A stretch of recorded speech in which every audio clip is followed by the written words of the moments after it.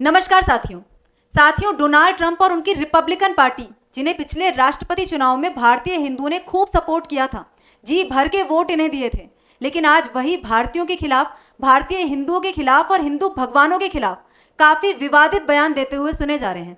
हिंदुओं के लिए इनके मन में कितनी नफरत भरी हुई है वो इनके बयानों को सुन के पता चलता है।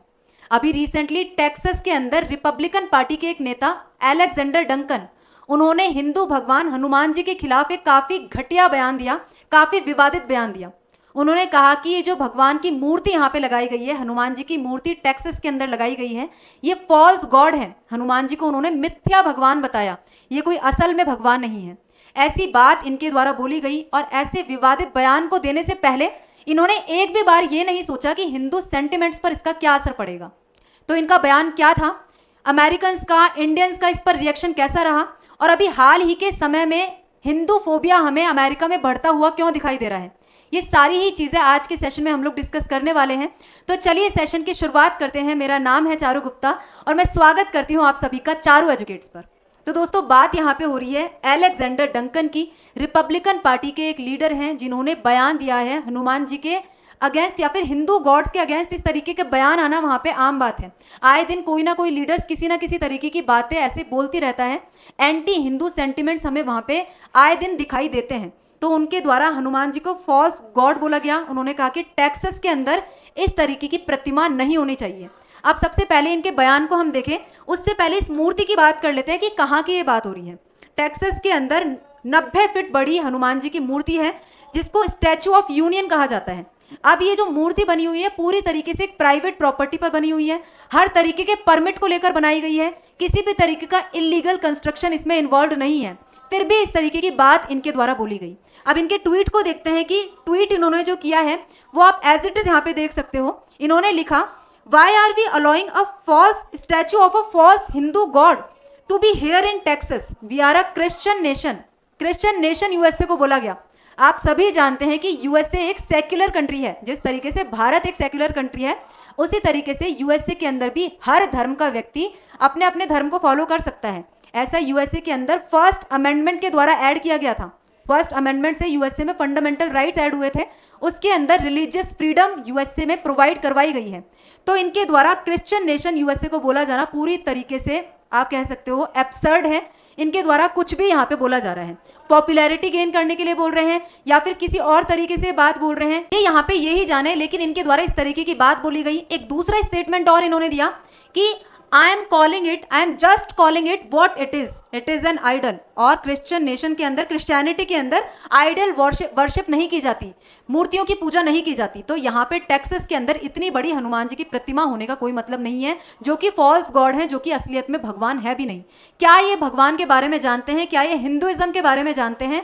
जो इस तरीके की स्टेटमेंट इनके द्वारा हिंदुइज्म के बारे में, हिंदू भगवानों के बारे में दी जा रही है, यहाँ पे इस तरीके की स्टेटमेंट इनके द्वारा देते ही डेफिनेटली जो हिंदू संगठन है और जो वहाँ पे यूएसए के अंदर हिंदू लोग रहते हैं वो भड़क गए। सोशल मीडिया के ऊपर काफ़ी आउटरीच हमें देखने को मिला। हिंदू अमेरिकन फाउंडेशन, जो कि अमेरिका के अंदर हिंदू हितों को ध्यान में रखती है, उन्होंने टेक्सास के अंदर रिपब्लिकन पार्टी को टैग करते हुए लिखा कि जो फर्स्ट अमेंडमेंट है यूएसए का, उसके अंदर रिलीजियस फ्रीडम की आज़ादी दी गई है। तो फिर इस तरीके के एंटी हिंदू हेट को क्यों फैलाया जा रहा है? आपका जो एक लीडर है इस तरीके के स्टेटमेंट क्यों दे रहा है? तो आप उनको यहाँ पे थोड़ा सा डिसिप्लिन करने की कोशिश करो, उनको थोड़ा अनुशासन सिखाओ कि किस तरीके की बात यहाँ पे बोली जानी चाहिए और किस तरीके की बात नहीं बोली जानी चाहिए। तो इस तरीके से टैग करके रिपब्लिकन पार्टी के खिलाफ विद्रोह यहाँ पे दर्ज कराया गया। इसके साथ ही काफी सारे लोग सोशल मीडिया पर एक्टिव हो गए। अलेक्जेंडर डंकन के खिलाफ काफी सारी बातें यहाँ पे बोली गई। एक आप यूएसए के ही लोग देख सकते हो, जिसके अंदर जॉर्डन क्राउडर, उन्होंने कहा कि just because you are not a Hindu doesn't make it false. मतलब कि यूएसए के खुद के लोग इनके बयानों का विरोध कर रहे हैं। उनका मानना है कि आप यदि हिंदू नहीं हो तो इसका मतलब ये नहीं है कि हिंदुओं के भगवान मिथ्या हैं, हिंदुओं के भगवान झूठ हैं। वो अलग अलग प्रकार के भगवानों को पूजते जरूर हैं, लेकिन वो सभी एक सुप्रीम पावर को बिलोंग करते हैं, ये भी इनके द्वारा माना जाता है। तो जब आप किसी चीज के बारे में नहीं जानते हैं तो आपको कोई बात नहीं बोलनी चाहिए। इसके साथ ही इन्होंने लिखा कि the Vedas were written almost 2000 years ago. जो भारतीयों के रिलीजियस स्क्रिप्चर्स हैं, वेदास 2000 साल पहले लिखे गए थे, जबकि क्राइस्ट का तो जन्म भी यहाँ पे नहीं हुआ था। तो ये जो वेदास हैं क्रिश्चियनिटी पर भी काफ़ी इन्फ्लुएंस डालते हैं, ऐसा इनके द्वारा लिखा गया। There obvious influence on Christianity, so it would be wise for you to honour and research the religion that predates and influence yours. मतलब आपके ही रिलीजन को काफ़ी प्रभावित किया है वेदास ने, और आप उसी रिलीजन के बारे में, विश्व के वन ऑफ दी प्राचीनतम रिलीजन के बारे में आप इस तरीके की बात किस तरीके से बोल सकते हो। तो इनको टारगेट किया गया। काफ़ी सारे अमेरिकन ने इवन इनके खिलाफ यहाँ पे बयान दिए, और हिंदूज का तो फिर गुस्सा होना जायज़ ही था।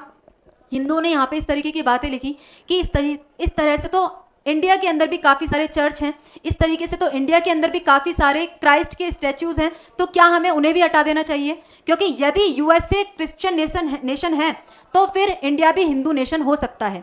तो हम यहाँ से आपके भी ये सारे जो क्राइस्ट के स्टैचूज़ हैं उनको भी हटा देना चाहिए क्या? उन्हें भी हम हटा दें क्या? तो इस तरीके की बातें सोशल मीडिया पर हिंदूज के द्वारा काफ़ी सारे पोस्ट आप यहाँ पे देख सकते हो, इस तरीके के पोस्ट इनके द्वारा किए गए। अब यहाँ पे आउटरीच तो काफ़ी हमें देखने को मिली, मतलब इसके बयानों का विद्रोह तो काफ़ी देखने को मिला, लेकिन एक दुर्भाग्यपूर्ण बात यह है कि इनके इस एंटी हिंदू स्टेटमेंट को कितने सारे लोगों ने सपोर्ट भी किया है। 44,000 लोग इस आइडिया में बिलीव रखते हैं, 44,000 लोग इस पोस्ट को लाइक कर चुके हैं एक्स के ऊपर, ट्विटर के ऊपर। तो यहाँ पे आप देख सकते हो कि एंटी हिंदू सेंटिमेंट्स वहाँ पे कैसे धीरे धीरे बढ़ते हुए हमें दिखाई दे रहे हैं। हिंदू फोबिया वहाँ पे हमें देखने को लगातार मिल रहे हैं। तो इस चीज़ की बात कर लेते हैं कि हिंदू फोबिया की यदि बात की जाए तो वो यहाँ पे आज की बात नहीं है। यदि अलेक्जेंडर डंकन की पहले बात करें तो वो मागा को सपोर्ट करते हैं, मेक अमेरिका ग्रेट अगेन, इसके साथ ही क्रिश्चियन सुप्रीमेसी को सपोर्ट करते हैं। वो आज पहली बार नहीं है कि उनके द्वारा हिंदुओं के खिलाफ जहर उगला गया है। वो हिंदुओं के खिलाफ हो, मुसलमानों के खिलाफ हो, इस तरीके की बातें पहले भी कर चुके हैं। उनका मानना है कि जो यूएसए है वो क्रिश्चियंस के लिए होना चाहिए। इनका कॉन्स्टिट्यूशन से कोई लेना देना नहीं है। कॉन्स्टिट्यूशन में क्लियरली लिखा गया है यूएसए के अंदर कि सभी धर्मों के लोग, सभी एथनिसिटीज के लोग, सभी यहाँ पे मिलजुल कर रह सकते हैं। यूएसए के अंदर धार्मिक स्वतंत्रता प्रदान की गई है, लेकिन इनके द्वारा इस तरीके की बातों में बिलीव नहीं किया जाता। वो अमेरिका को ग्रेट बनाने और अमेरिका को एक क्रिश्चियन नेशन बनाने में बिलीव रखते हैं। अब यहाँ पे आप देखोगे कि एक सिस्टमैटिक एफर्ट किया जा रहा है हिंदूज को और हिंदूज के गॉड्स को डेमोनाइज करने का। डेमोनाइज मतलब ये कहते हैं कि हिंदू और हिंदुओं के भगवान डेमोनाइज प्रवृत्ति के हैं, राक्षसी प्रवृत्ति के हैं। ऐसी बातें पहले भी स्टेटमेंट्स काफ़ी सारे निकल कर आए हैं। तो हिंदू फोबिया की यदि बात करें तो आज की बात नहीं है। 1910 से ही डिट्रॉइट टाइम्स एक मीडिया एजेंसी है जिसके द्वारा हिंदूज को ओरिएंटल स्कम बोला गया।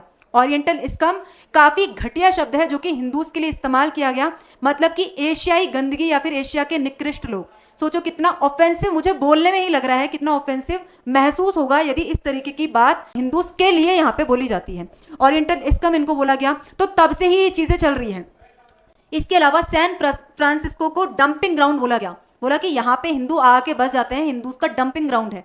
तो इस तरीके की चीज़ें ही अब आज हमें वापस से देखने को मिल रही है। हिंदूज के खिलाफ हेट हमें वापस से यूएसए के अंदर देखने को मिल रही है। अब हम कुछ ऐसे एग्जांपल्स डिस्कस करेंगे जो रिसेंटली हमें देखने को मिले हैं, जिससे हमें पता चलता है कि यूएसए के अंदर किस तरीके से एंटी हिंदू गतिविधियां या फिर एंटी हिंदू सेंटिमेंट्स पनाह ले रहे हैं, धीरे धीरे बढ़ रहे हैं।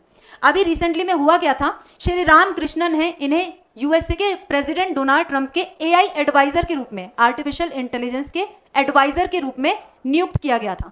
जब इन्हें नियुक्त किया गया तो तब इन्हें भी काफ़ी ट्रोल किया गया। पहली बात तो ये इंडिया से हैं, हिंदू हैं, इनको इस चीज़ के लिए ट्रोल किया गया कि ये इंडिया से होकर हमारी जॉब्स यहाँ पे खा रहे हैं, तो क्यों ना अमेरिकन्स को ही यहाँ पे रखा जाए, अमेरिकन्स को यहाँ पे जॉब दी जाए, इंडियंस को और हिंदूज को यहाँ से बाहर निकाला जाए। तो इस तरीके की बातें कह के इनको ट्रोल किया गया। इसके साथ ही कैंपेन स्टार्ट हुआ H1B वीजा के against, Indians are taking our jobs. ये नैरेटिव इनके अपॉइंट होने के बाद से ही ज़्यादा तूल पकड़ा था। और उसके बाद आप देखोगे कि अब रिसेंटली ट्रंप के द्वारा ये घोषणा की गई है कि H1B वीज़ा की फीस को बढ़ाकर 88 लाख रुपए तक कर दिया गया है, जिससे कम से कम लोग यूएसए के अंदर एंटर करें। केवल वही लोग यूएसए के अंदर आए जिनकी यूएसए में सच में ज़रूरत है। तो इस तरीके के जो H1B वीज़ा की फीस बढ़ी तो उसको एंटी इंडिया लॉबी के द्वारा सेलिब्रेट किया गया, एंटी हिंदू लॉबी के द्वारा अपनी विन के रूप में सेलिब्रेट किया गया। तो सोचो कितनी नफरत इनके अंदर है। ये इंडियंस को और हिंदूज को अपने देश के अंदर देखना नहीं चाहते। What began as job debate turned into a open anti Hindu hate. जो जॉब के तौर पर शुरू हुई थी कि अमेरिकन्स की जॉब अमेरिकन्स को मिलनी चाहिए, जॉब के तौर पर ये आंदोलन शुरू हुआ था, वो एंटी हिंदू हेट के अंदर तब्दील हो गया, क्योंकि हिंदूज मेजॉरिटी के अंदर इंडिया के अंदर हैं, तो जो यूएसए के अंदर भी जो लोग जाते हैं इंडिया से, उसमें मेजॉरिटी हिंदू में होते हैं। तो यहाँ पे इस तरीके की बातें अमेरिकन्स के द्वारा हमें सुनने में मिलती है। और भी आप यहाँ पे एग्जाम्पल्स देख सकते हो। रिसेंटली एक एग्जाम्पल हमने देखने को मिला था कि जब पीटर नवारो ने एक स्टेटमेंट दिया था, उन्होंने कहा था कि रशिया से जो क्रूड ऑयल परचेज भारत करता है वो उसे डोमेस्टिक जरूरतों के लिए पूरा नहीं करता, डोमेस्टिक जरूरतें फुलफिल नहीं करता, बल्कि इसलिए परचेज करता है कि इसे वापस से सेल किया जा सके, वापस से एक्सपोर्ट किया जा सके। और इन सब चीज़ों से इंडिया के अंदर ब्राह्मण्स प्रॉफिट कमाते हैं, ब्राह्मण्स इससे प्रॉफिटेरिंग करते हैं, ऐसा पीटर नवारो का स्टेटमेंट आया। इसके बाद यूएस की यूनिवर्सिटीज को देखो, यूएसए की यूनिवर्सिटीज ने कास्ट को एक फॉर्म ऑफ डिस्क्रिमिनेशन के रूप में अपनी टेक्स्ट बुक के अंदर शामिल किया हुआ है। जिस तरीके से लैंगिक भेदभाव होता है, जिस तरीके से रेसिज्म होता है, उसी तरीके से उन्होंने बोला कि कास्ट भी एक भेदभाव का मुद्दा है, कास्ट के आधार पर भी भेदभाव किए जाते हैं। और कास्ट को फिर एसोसिएट किससे किया जाता है? हिंदू से एसोसिएट किया जाता है। तो सब लोगों का यही सोचना है वहाँ कलेक्टिवली कि हिंदू कास्टिज्म में विश्वास रखते हैं, साथ ही हिंदूज एक्सप्लॉइटेटिव नेचर के होते हैं। अब मान सकते हैं अपन ये बात कि इंडिया के अंदर कास्टिज्म फॉलो होता है, लेकिन अकॉर्डिंग टू इंडियन कॉन्स्टिट्यूशन सभी लोगों को इक्वली ट्रीट यहाँ पे किया जाता है। एटलीस्ट हमारा कॉन्स्टिट्यूशन इस चीज़ की इजाज़त यहाँ पर नहीं देता। आप कुछ केसेस भी देख सकते हैं, CISCO केस और बैप्स टेम्पल का केस आया था, जिसके अंदर एंटी हिंदू सेंटिमेंट्स यहाँ पर निकल कर आए थे। इन दोनों ही केसेस में ये दावा किया गया था कि अपर कास्ट के हिंदूज के द्वारा लोअर कास्ट का शोषण किया जा रहा है, लेकिन लैक ऑफ एविडेंस होने की वजह से दोनों ही केस डिसमिस हो गए। लेकिन ये केस इतना हाइप कर गया, इतना ज़्यादा समय तक चला कि उस समय के लिए हिंदूज की छवि वहाँ पे खराब हो गई, और हिंदूज की छवि ऐसी बन गई कि हिंदूज के द्वारा एक्सप्लॉइटेशन किया जाता है, हिंदूज कास्टिस्ट होते हैं और लोगों का अपने ही देश के अंदर एक्सप्लॉइटेशन इनके द्वारा किया जाता है। तो हिंदूज की काफ़ी नेगेटिव छवि लोगों के मन में यहाँ से बन गई, जबकि केस यहाँ पे डिसमिस हो गया था। एविडेंस कुछ मिले ही नहीं कि हिंदूज के द्वारा इस तरीके का कोई काम किया गया है या नहीं। इसके साथ ही और भी एग्जांपल्स देख सकते हैं। पॉलिटिकल और लीगल अटैक्स यूएसए में हिंदूज के ऊपर हुए हैं। 2024 के अंदर यूएसए की कांग्रेस के अंदर एक रेजोल्यूशन लेकर आया गया था।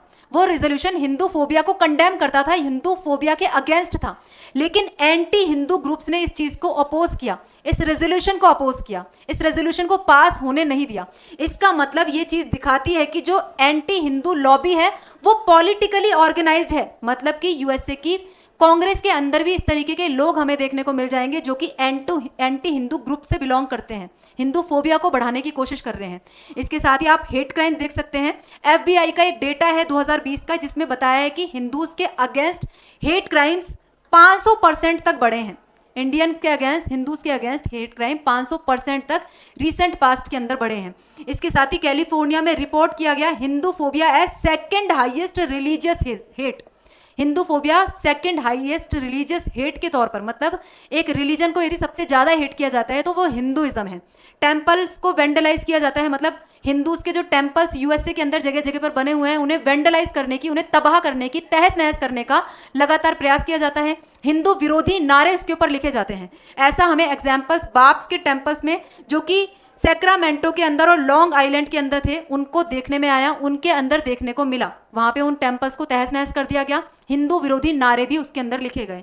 इसके साथ ही ऑनलाइन तो काफ़ी सारा आउटरीच आपको देखने को मिलेगा, ऑनलाइन हेट हिंदूज के खिलाफ हमें देखने को मिलेगी, जिसके अंदर काफ़ी सारे नारे आप देखोगे, go back to India, you guys are flooding white countries. इसके साथ ही we are tired of you guys. इस तरीके के नारे आप हिंदूज के अगेंस्ट, इंडियंस के अगेंस्ट एज अ होल देख सकते हैं। तो काफ़ी हेट हिंदूज के लिए यूएसए के मन में, और आप देखोगे कि काफ़ी सारी यूरोपियन कंट्रीज में भी इस तरीके की चीज़ें हमें देखने को मिलती है। तो हिंदू फोबिया इज रियल, धीरे धीरे बढ़ता जा रहा है, इसे रोकने की यहाँ पे ज़रूरत है। अब यदि बात की जाए यूएसए के डबल स्टैंडर्ड्स की, तो यूएसए जो खुद रिलीजियस फ्रीडम को सपोर्ट करता है, यूएसए का कॉन्स्टिट्यूशन सेक्युलरिज्म को सपोर्ट करता है, रिलीजियस फ्रीडम लोगों को प्रोवाइड करता है, लेकिन यूएसए के अंदर ही इस तरीके की एंटी हिंदू गतिविधियाँ हमें देखने को मिल रही हैं। यदि इंडिया के अंदर ऐसी कोई चीज़ होगी या फिर किसी और देश के अंदर भी ऐसी कोई चीज़ होगी, तो यूएसए फटाफट से रिलीजियस फ्रीडम का झंडा लेकर उस देश में पहुंच जाएगा और कहेगा कि यहाँ पे इस तरीके से रिलीजियस फ्रीडम का हनन किया जा रहा है। यदि इंडियंस क्राइस्ट को फॉल्स गॉड या फिर फॉरेन गॉड भी कहते हैं तो यूएसए के द्वारा डेफिनेटली इस चीज़ पर प्रोटेस्ट दर्ज करवाया जाएगा। लेकिन यूएसए के अंदर ट्रंप की खुद की पार्टी के लीडर जब इस तरीके का बयान देते हैं तो उसको इग्नोर कर दिया जाता है, उस पर किसी तरीके का एक्शन नहीं लिया जाता। तो यहाँ पे क्लियरली ये ट्रंप के या फिर यूएसए के डबल स्टैंडर्ड्स को दिखाता है। तो आप लोगों का इस चीज पर क्या मानना है? यूएसए की गवर्नमेंट को इस तरीके से एंटी हिंदू हेट फैलाने वाले लोगों पर किस तरीके का डिसीजन लेना चाहिए, क्या एक्शन उनके ऊपर उठाना चाहिए? अपनी राय कमेंट बॉक्स में जरूर बताइएगा। आज के सेशन में इतना ही। Thank you very much.